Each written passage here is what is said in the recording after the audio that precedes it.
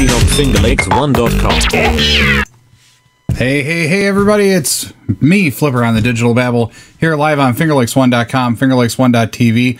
I think my camera got bumped. Let me see if I can fix it here. Hopefully that's it. Maybe not. Anyhow, last week we had some technical difficulties. The audio wasn't working quite right on the show, so I guess I'm just going to redo last week's show just with audio this time. I even thought about just kind of super dubbing it. And just kind of taking the video and then kind of doing like the whole Chinese interpreter thing, kind of hold on, you know, see what it sounded like. But I didn't. I'm actually going to redo the entire show. I have the show notes and everything sitting here, so I'm pretty much ready to go. So we can get ready started. So this is the Digital Babble with me. It's a video podcast show, live show that happens every Wednesday night, 7 p.m. here on fingerlakes1.com, fingerlakes1.tv with me, your host, Flipper. I'm a local photographer, semi-pro, if you want to look at it that way, I guess. I do a lot with weddings and portraits and doing different stuff. So, and thanks for joining. If you're watching live, great. If you're watching after it's recorded, that's great too. I really hope everybody gets something out of this. That's why I do this show. And basically, we talk about photography and we talk about Photoshop and some different things that maybe I might use or you might use. The other thing that we also like to do, which we've been trying to get people to do, is make sure to send in some of your own photos. Maybe they're just things that are just kind of messed up and you just kind of want to see what I would do with them or whatever the case may be. You can send in a few photos and say, hey, what do you think would look better, this or whatever. And I won't use names, just send them in and we'll talk and go through a show and maybe say, you know, critique your photos and make them kind of shine a little bit more. Maybe I'll make them worse. Who knows? But, you know, let's see where it takes us. So you can send in any photo that you want or any photos that you want that are yours. They have to make sure that they are yours. They're not taken by somebody else. You can send them in to thedigitalbabble@gmail.com and I'll process them and put them on the show. And then the following week's show, we'll do a show on them.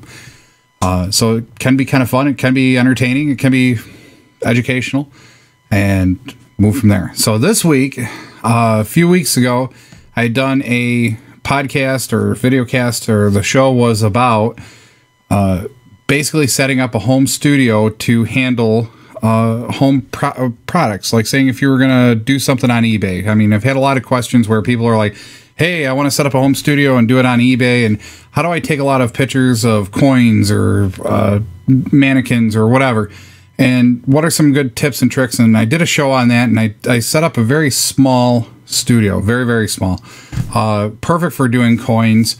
And it was literally made out of scrap that I have. So, you know, a couple pieces of cardstock and, you know, maybe a couple, I forget what I had on there. I think it was a couple pieces of cardstock that I had cut up so that I had a base and then I had kind of like a background, and then had a light that I could shine onto it, and then had a reflector so I can shine light back into the subject. So we could get that relief view of, say, a coin or of something. So a lot of that was just all set up with cardstock paper. I wonder if I brought it back down here. I guess I did not. But, you know, using a couple of different things to hold the reflector, and then taking the subject and putting it into the scene, and then taking the photo accordingly to get the right lighting and the right angle and all that good stuff. So that was a few weeks ago. So go back and check out tdbny.com, and that's the show. It's the show's page, so you can go through and look at our podcast and see what's going on, if there's any writings on there or tutorials or whatever. I usually put them on there. So this week, I had a lot of questions. Well, actually, last week's I had a lot of questions about that show. So I reviewed them all in silence. It was a perfect still motion video. I loved it. Or still motion, silent video. It was perfect. It was fabulous. You could just sit there and watch me as I flip my hands around and pull things in. So I'm going to do it again this week and basically go over those same questions and see if I can give the same answers and the same stuff, and actually have the audio this time so you can actually understand what I'm saying. So based on that home studio, this is what I got for questions. So we'll start right off with, question number 1. Dan from northern country. Don't know where he's really from, but that's what he labeled his email as. How do you decide the size of the setup for items you are going to shoot? Of course, I'm going to elaborate on this and basically say, well, it just depends on what size you're going to shoot. Of course, like saying if you're going to shoot a bottle or if you're going to shoot like a battery, depending on the size, or a coin or whatever else you might pick up. Maybe you're going to pick up this little battery pack and that's what you want to put into the scene and then photograph that and then put it on eBay, and I have 1,000 of these, or whatever. So how do you determine what size your setup needs to be? Is really determined by the size of your item, of course. But what I think the bigger question comes down to is, how do you make the background, how do you get it to look good with the background and the lighting based on the size? And this is where it comes into play, like some of the rules of kind of doing the photography and lighting for different items kind of start coming into play. So, like saying if we had Mr. Woody. So here's Mr. Woody. Everybody seems to find it funny that I call him Mr. Woody. I don't know why. But so Mr. Woody here, this is Mini Woody or whatever. So he's approximately 6 inches tall, 3 inches wide. So you would want to have a background and a setup depending on what lens you're using to shoot it, but most likely 2 times the width, 2 times the height, and that would give you a good background to shoot on, where you're not going to have to worry about running off the page, or your shot or your composition isn't running off the page. In other words, you're seeing some of the non-background area.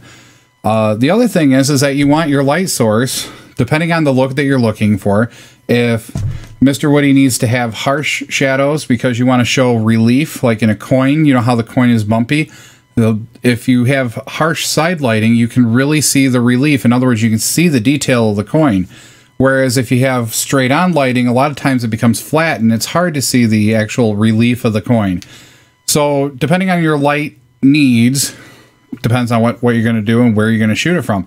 But most likely, if you're shooting just for eBay, standard stuff that you want to put on eBay or whatever, you can set up a 2 times the size of your item. And I always usually say 1.5 to 2 times the size. 2 times seems to be a pretty good number to work with.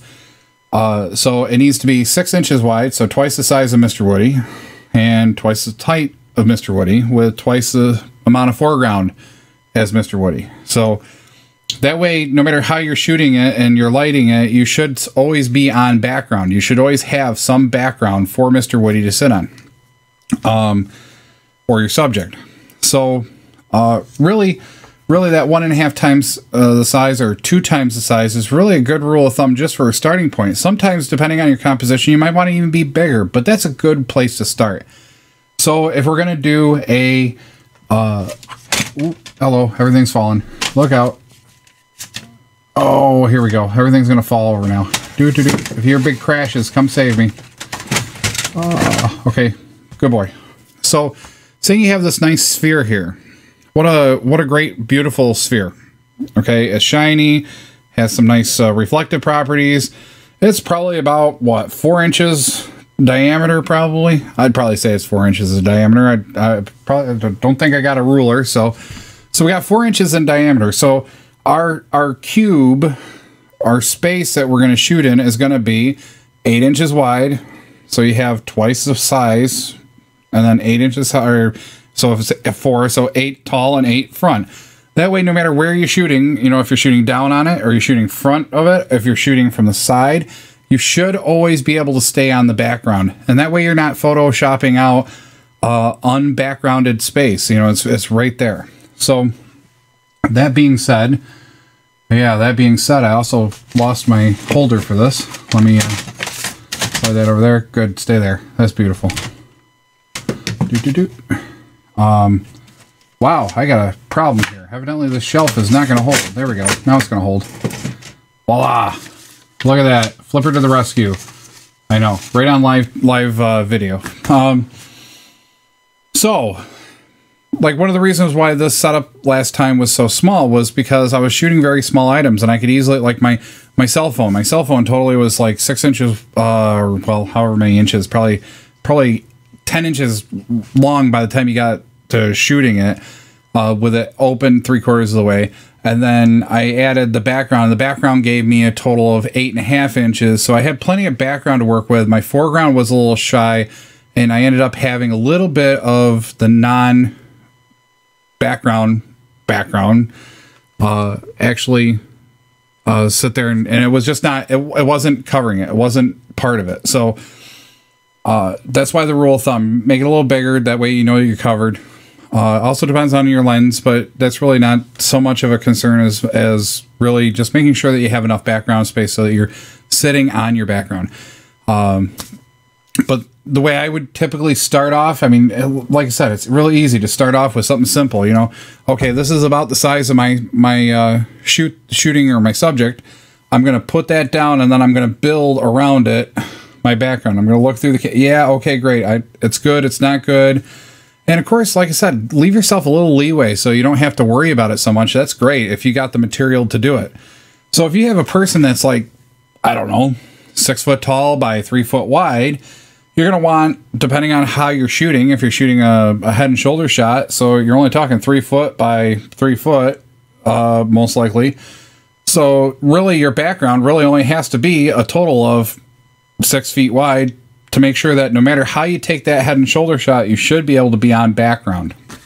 That was always one of my hard things when I first started doing like some studio stuff.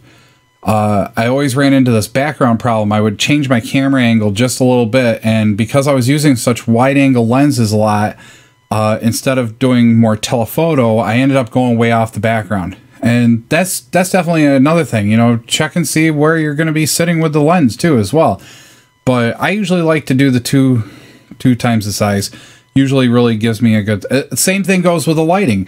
The bigger the lighting, the softer the shadow. The smaller the lighting, the harsher the shadow. So what depends on what you're trying to shoot and how you want to shoot it would then depend on what type of lighting you want to use. So if we got Mr. Woody here and we want a lot of light, make it so that there's no shadows around his chin area and under his arms, then we need a really big light source, you know, probably 2 times the size of him light source.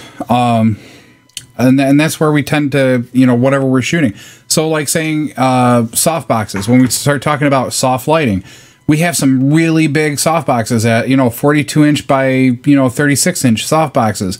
Well, that would easily light nice and soft a 3/4 portrait for a human being.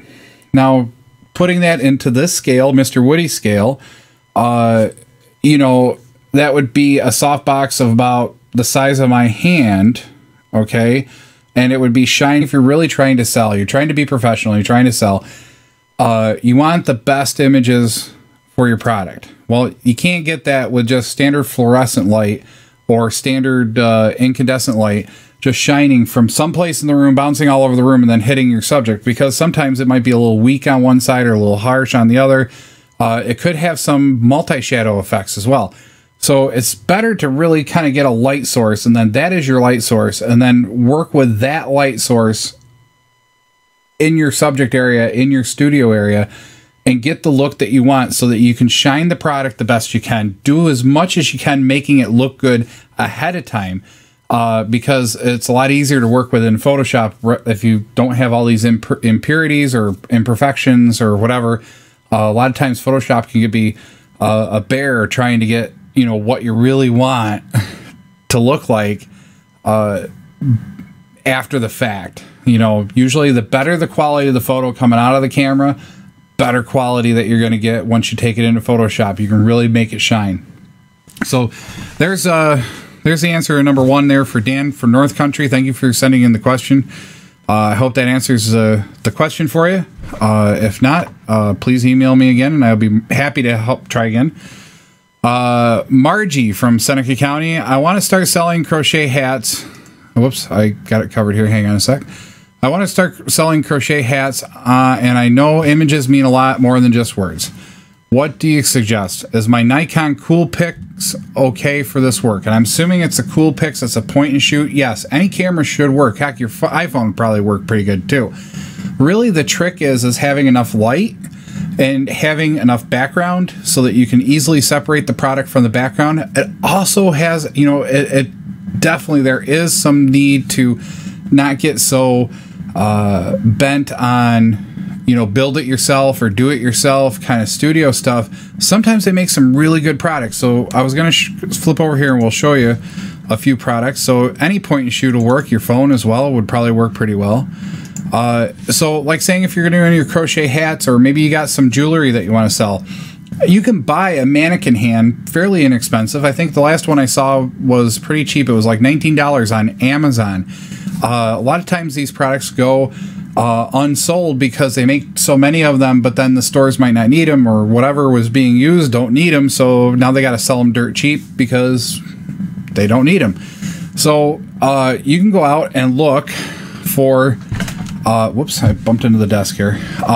You can go out and look for these mannequin hands, probably Amazon.com or even eBay or whatever, and then you could put your stuff on the hand and then put the hand in a background, kind of like here, it's in a background, and then shoot away with the proper lighting. And you can notice here the lighting is coming from above and it's coming from the right side of the photo. So you really get a nice sense of depth, 3 dimensions, you know, you get your whole feel to the whole thing. And then I'm sure if you light it properly, you're going to get that same look for jewelry that you put on it. So mannequin hands are great. You can also get mannequin heads, which would be perfect for the crochet hats. Buy a mannequin head. You can buy a bust just like that, put some hair on it, go to a wig shop or go to a Michael's or one of those other places where you sell crafts. Maybe you might find a wig at Halloween. Put the wig on. You want to use double stick tape just to hold it down. You know, something gentle, nothing like super glue tape. Oh my God, I tried that one time. That was horrendous to get off. But you know, do something nice. Do something simple. You know, put some hair on it. Put the hat over top of it so it holds it in place. So those are a few things to keep in mind. Directional light and the quality of light. You want to make sure it's good quality light. And I'm not saying like fluorescent versus incandescent or, you know, any of that. I'm talking about two main things. 1, the size of the light source, and 2, the direction of the light, and 3, the temperature of the light, you know, or the intensity of the light, really. So if you're saying if you're running a big fluorescent setup, and you got 2 or 3 fluorescent lights sitting around this hat, you want to make sure that the camera can take the picture at the particular f-stop and shutter speed to give you some bulbs in there, LED bulbs, or even standard incandescent bulbs, but get some high wattage ones like 100 watt or 90 watt or 150 watt if you can get those. Put those in there. And then this work light now can be hung away from the piece you're working on a little bit. You know, it could be put on a pole, could be put on a light stand, could be put on a coffee table, whatever you're using for your stand. And you can then aim it with direction. Then number 2, what you can do is you can take a piece of bed sheet, you know, fairly thin white bed sheet, and cut it out and put it over top. Per se, if it's a cool bulb, like saying compact fluorescent, you should be able to get away with that. If you can't, and it's an incandescent and it's too hot and it could potentially burn, you take the sheet and you move it away from the light by 4, 5, 6, 8 inches. And what it'll do is it'll diffuse the light. So the light source now, instead of being this little light source that's about this big, once it hits that diffusion material, it makes the light source huge. So now it takes it from the little light bulb to a 4x4 or 4-inch or 40-inch by whatever inch light source.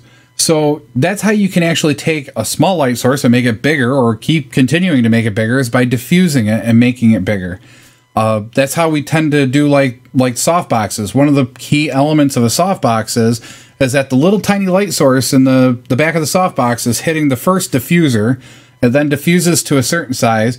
Then when that light source hits the second diffuser, it hits another size. So that's how we can increase the size of the light source, is by using diffusion as we move away from the main key light source. So you can do a lot with that. You can do I've seen people use translucent papers. I've seen people use nylon ripstop kind of stuff that's, you know, fairly see-through.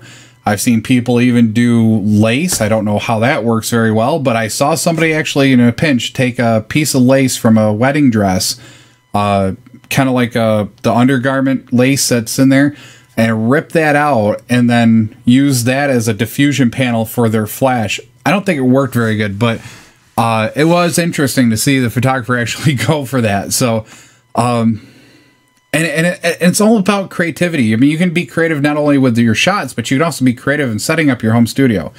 So yes, I think your cool pics will work fine. I really think the big thing is, just keep in mind, is make sure that you have good lighting. Make sure that you have enough lighting so the camera takes good pictures. And then, you know, try to diffuse it a little bit just to soften up the shadows a little bit so they look like they're more professionally taken than just, hey, snap, snap, snap, here, I got it. I really think a mannequin head would be great for you to have. Let's see, can I find the mannequin head again? There's a hand. Let's try the head. Pardon me. The mannequin head would be awesome for modeling. That way you don't have to ask somebody. You don't have to call me up and go, hey, Flipper, could you come on down and just model for me? Okay. And then you put the hat on me and I look silly, and it just wouldn't be good for your product. I mean, really, by the end of the day, it just really would not look good for your product. So really, you always want to put your best foot forward, but it doesn't have to be expensive. It doesn't have to be a huge amount of dollars out to actually get there. And take it from somebody who's done it from the cheap to the expensive. I mean, I've wasted a lot of money, and I hate to say wasted a lot of money on different things. I bought a shooting table. I bought lights. I bought all this stuff. All to come down to is, wow, I could have done this with stuff from Lowe's for about $100 instead of $1,000 from a studio place. So it's very possible to do some really amazing things with some very inexpensive items. So keep that in mind. And I wish you the best, you know, getting through and selling your crocheted hats.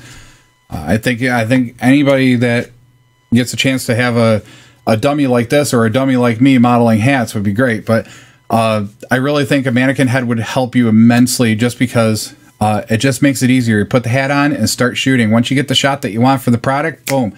You don't like where the mannequin's looking, you just turn them. Just, there you go. You don't like where the hand is facing, turn the hand a little bit. You don't like the way the lights move the light. It just makes it so much easier. Instead of looking at somebody and trying to get somebody to be patient enough with you. Okay, honey, could you take and move your head just a little bit to the right? Oh, a little bit to, no. Oh, you know what? This is not working. You know, I just could see where it would just go bad very quickly. But really, you know, I mean, you could even take Mr. Woody or Mini Woody, Little Woody, or Big Woody. Well, that sounds weird. Anyway, so either one of these guys could easily model some other things. I mean, you can make like miniature dollhouse stuff. Maybe you're selling dollhouse stuff, like maybe clothing and stuff. You could dress these mannequins up and then pose them and then take shots of them. It's very possible to do a lot of things on the very down low and down cheap. And then you have posable figures. I mean, that's the wonderful thing about these guys. I think it's just amazing. You know, you can just take and, you know, of course, here's Flipper on his show playing with dolls. Go ahead and say it. Go ahead and email me. I dare you. It'll be fun. I'd rather have some emails personally. So, you know, you can do the whole high sign or saluting or whatever. And, you know, you can change where they move or they bend. You can change their head position. I mean, everything is posable with these things. And that's the whole thing. I don't have to work with anybody to practice, because now I have these inanimate objects that I can control instead of having to worry about people controlling them or trying to control people. You know, I mean, it does make it a lot easier. So get a mannequin head. I think that would be a great step in the right direction. I think also getting a background twice the size of mannequin head. Get a light source twice the size. If you can't get a light source twice the size, then you take whatever light source you got and diffuse it. Put a sheet of a real thin sheet of thin fabric, a sheer fabric, in front of it so it shines through. And then, you know, every time you shine through it, every 6 inches or so, it doubles in size. So you can easily get a 40 by 36 sized light source from a standard bulb, a CF compact fluorescent bulb, just by diffusing it 1-2 times, it's very possible to get those big light sources. So keep that in mind. So moving on to number 3. And number 3 was a little bit of a complaint, I think. I'm not sure. So let's try it. So Simply Disgusted is who posted it. I thought your setup was, well, okay, so I got to remember this wasn't written right. So I thought your setup was stupid and is nothing that a pro would use. Is that what you think they use? And actually, I do think that some pros do come up with some amazing ideas and do-it-yourself ideas. And yes, so I do believe that. I've seen pros use PVC piping, glue it together, and made light panels and flags and stuff. And instead of buying the $300, stand with a flag and the whatever, I've seen people use PVC piping and get out of it for $50. Sometimes the do-it-yourself piece is not only different, but better. And it also gets your creative juices thinking. Makes you think, makes you wonder. What can I build next with this? Okay, well, I need to put a background up. Okay, well, I need an 8-foot background. Well, I can build 2 of these kind of, things out of PVC and then kind of attach them together, then put a big sheet over it, and then that'll be my backdrop. Well, there you go. There you go. Freestanding background done with PVC piping.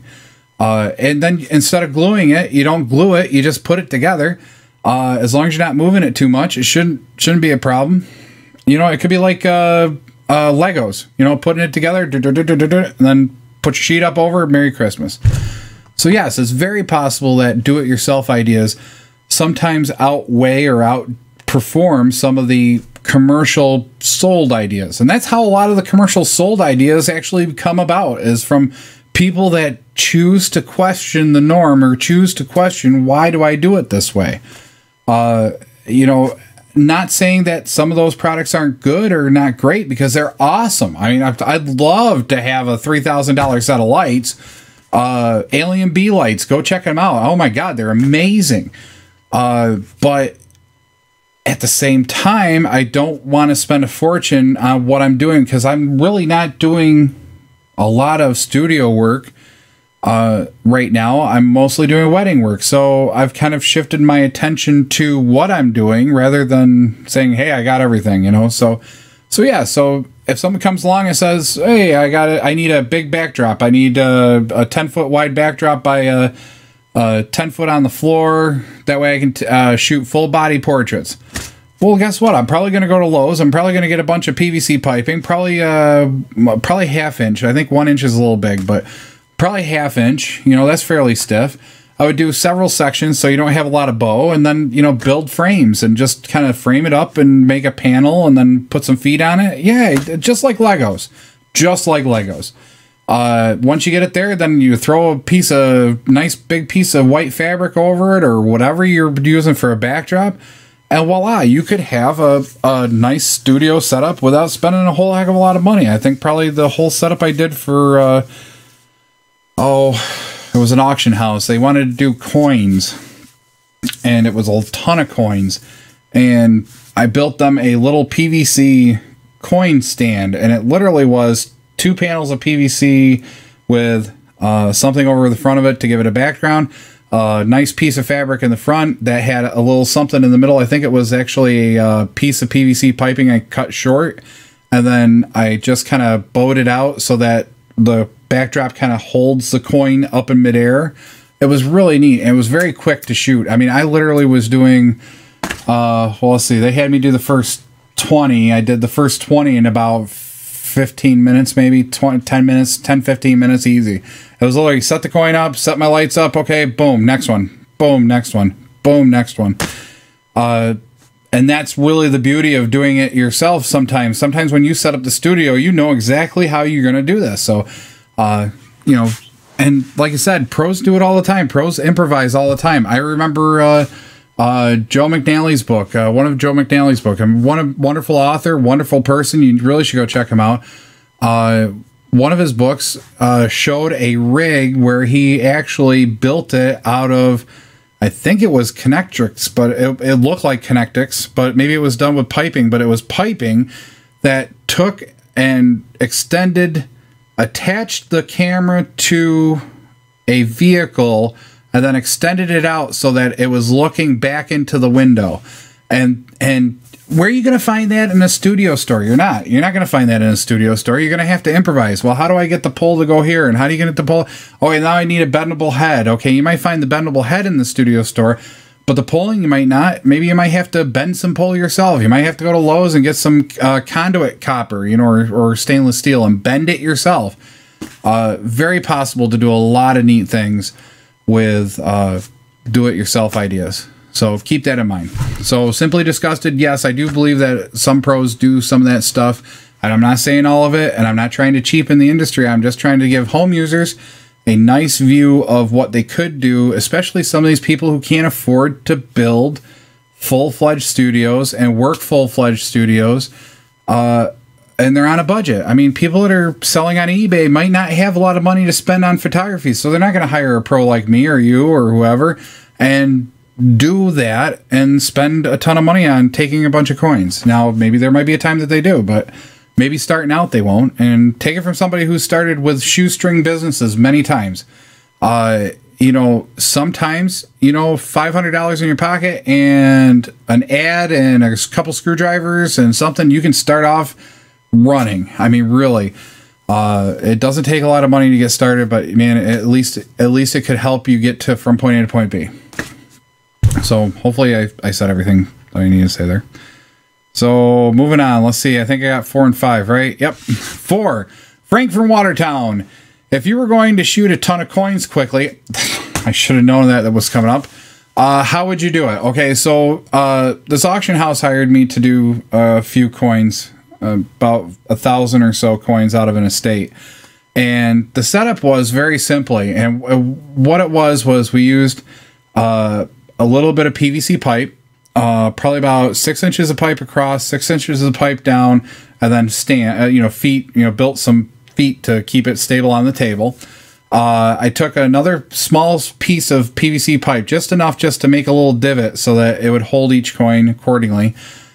Took some, I think we used the color brown. It was, well, no, it wasn't color brown. What color was it?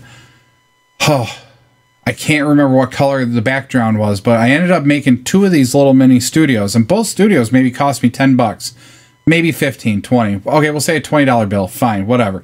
But it literally was this background with the little piece in the middle, and then the coin sat there, and then I had some good hard side lighting. So what I did was I took a bare bulb, and it literally was just a lamp that was kind of sitting around, and I pulled it right close until I found where I got the relief. Once I got the relief, every coin that sat in there was going to be perfect. So once I got my first coin set up, I literally just got the camera on a tripod, got it ready, focused it, turned it off autofocus so it wouldn't refocus, make sure that I had enough light so that I could get about an f8 f-stop so that there was a good enough depth of field, zoomed in, made sure it was all nice and clean, did everything on a trigger release for my camera, and just went to town. Put one coin in, got it to where I want it, looked through the camera, bang, there's that one. Next one, bang. Talk about factory work. That's exactly factory work. That's factory photography work, taking a bunch of coins. What's the even better way of doing it? You can even do a bigger studio. You can do like a 4 foot by 6 inch long piece of fabric with tails and just put a bunch of coins out at one time.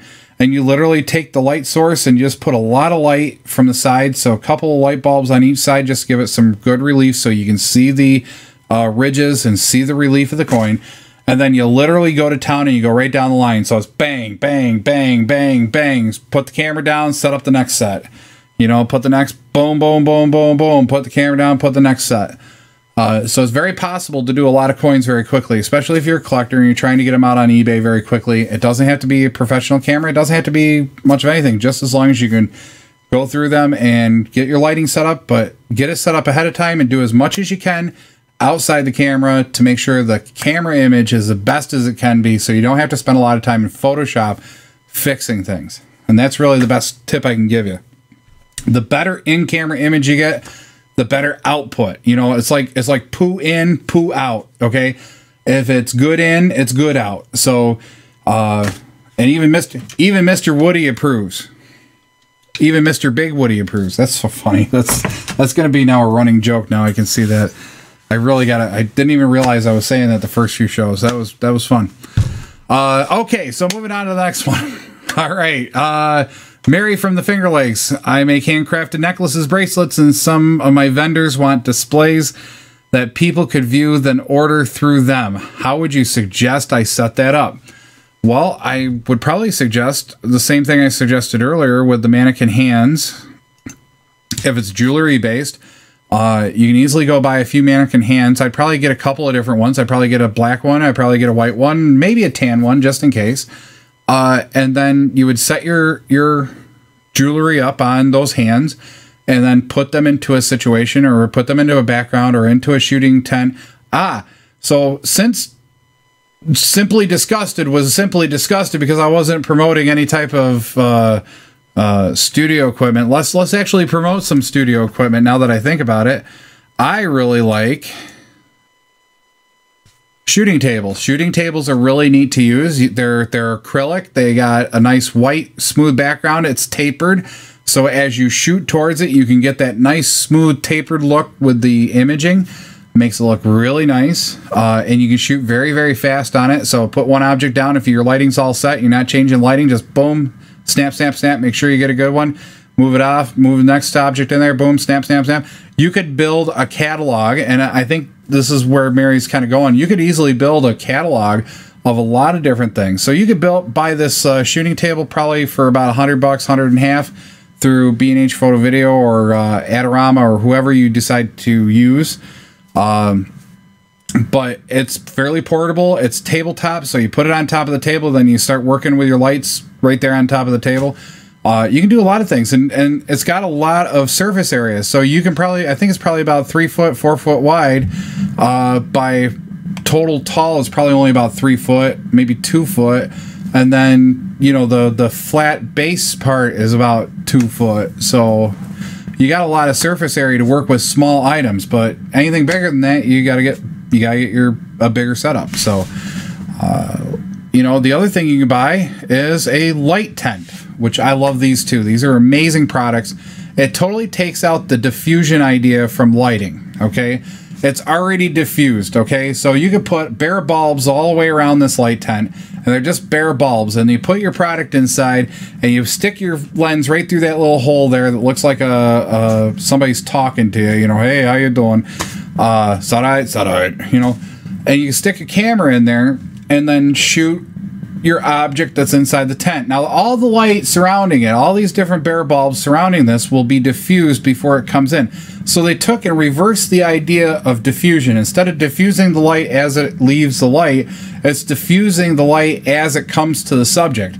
So this gives you such a nice, big, round, soft feel light to it that a lot of the shadows just melt away and disappear. It's really a great product, but it's going to cost you because it's thought out very well. I think this one's collapsible, and I think this one's like $200 if not more. I mean, it's one of those ones that have you can open the sides, take one side off, so if you need a little bit more harsher light for like saying coins, you could have two lights on each side, and then this side's going to be harsh, and then this side's going to be soft, you know, nice and diffused. So, you know, it's very possible to get some really good results with that. Now, if you're shooting a lot of stuff where you need that full kind of lighting piece, this is great. Then you don't have to play with diffusion. You don't have to think about lighting. You don't have to, you just literally light it from the outside, make sure there's plenty of light so that your camera registers a good exposure, stick the lens through the hole, fire away, and be happy with it. And that's really a neat product there. I tried a lighting tent one time, and I said if I ever got back into product photography, which I would love to do, I would love some contract jobs. That would be great. But if I ever got back into doing product photography and catalog photography and so on and so forth, I would probably do it like this. I would probably literally buy a light tent and just go to town, especially if it's a lot. This even works great for food. I mean, I'm thinking like... I'm trying to think of like the Chocolate Barn or Rocky Mountain Chocolate Show or whatever they call it. You know, Gertrude Chocolates. I don't care. They probably have a setup like this, and they literally stick the piece of candy in there or the piece of chocolate in there, light it from all different angles, and fire. And there is your product photo for your catalog, for your website, for your whatever. So it's very possible. So you could probably fit one of those mannequin hands in here, and probably get some type of good shot from the lighting, and it'd probably look very good. And I really think that you could do a lot with a shooting tent or even just a home setup. It could be very, very good. You could probably fit all of Mr. Woody here, this big one. God, I'm just not really doing good with that, am I? But he could probably sit in there and be evenly lit the entire way around, and it would probably be perfect. And it would look great. It would be nice and soft, and wherever your specular highlights come in, because the bulb's sitting here, there's going to be a few specular highlights, you know, wherever the bulb would actually hit straight through the diffusion. So, you know, you get some specular highlights, you would get some really nice even lighting. You know, the shadow under the chin would be less, the shadow in the armpits would be less, so it would take away a little bit of the 3D effect, but make it nice and soft 3D effect, so it's almost painterly. So that's really a neat thought process and neat way of looking at it. So let's see if there's any more questions here. So I think I answered that, and I think I went a little bit more, didn't I?